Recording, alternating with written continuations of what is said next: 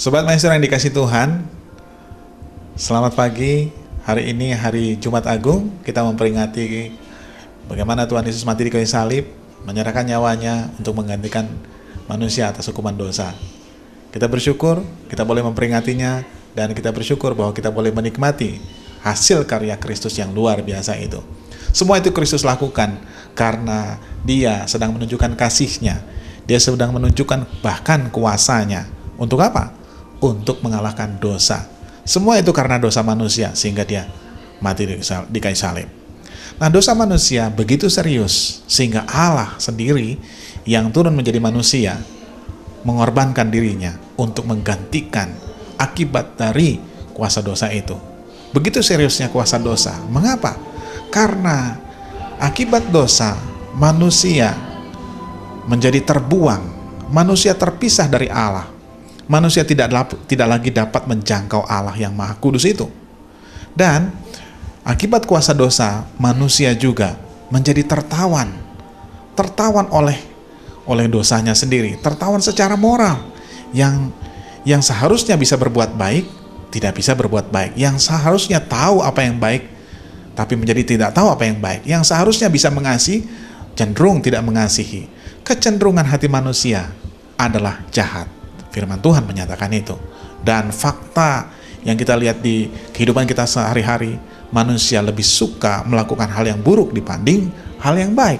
Betapa sulitnya mengajarkan kebaikan, tapi betapa mudahnya memberi contoh keburukan.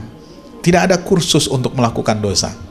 Ada banyak kursus untuk melakukan kebaikan, tapi dosa dapat dilakukan dengan sendirinya. Itu akibat kuasa dosa, membuat manusia tertawan secara moral. Kuasa dosa juga mengubah manusia menjadi pribadi yang egois, yang mementingkan dirinya sendiri. Hal itu terbukti dari banyaknya akibat keegoisan manusia, bukan? Betapa banyaknya peristiwa atau situasi di mana orang lebih suka mementingkan dirinya sendiri, lebih suka mengasihi dirinya sendiri, bahkan lebih suka menyakiti orang lain, lebih suka merugikan orang lain, lebih suka membuat orang lain menderita daripada membuat orang yang senang. Ada istilah, susah melihat orang senang, tapi senang melihat orang susah. Bukankah itu gambaran sifat manusia yang egois, lebih mementingkan dirinya sendiri? Nah, akibatnya ada begitu banyak penderitaan yang dialami oleh manusia, oleh umat manusia di seluruh muka bumi ini. Penderitaan itu begitu besar. Perseteruan, perceraian, pertikaian, permusuhan, dan segala macam bentuk penderitaan baik secara fisik maupun mental itu dialami oleh semua manusia. Betapa luar biasanya dosa, betapa seriusnya dosa.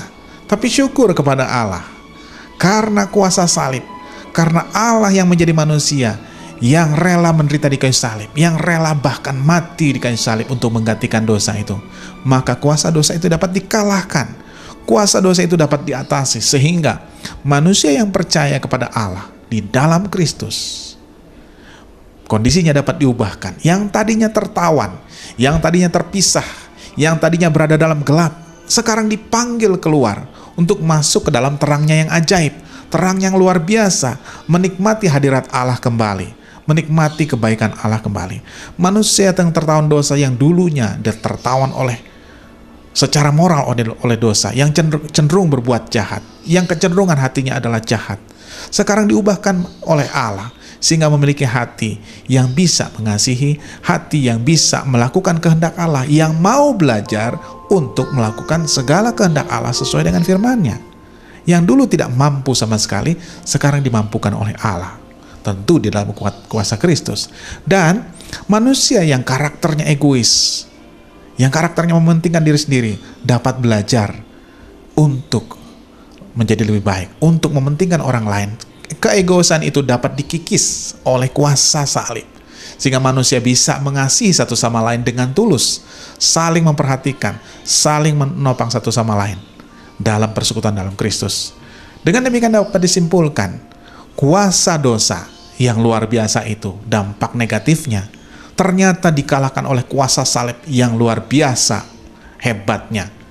Kuasa dosa yang melemahkan manusia akhirnya dikalahkan oleh kuasa salib yang mengubah manusia, memberikan anugerah, kasih karunia yang dapat dinikmati, pemulihan yang dapat dinikmati sejak sekarang sampai kepada kekekalan di dalam Yesus Kristus.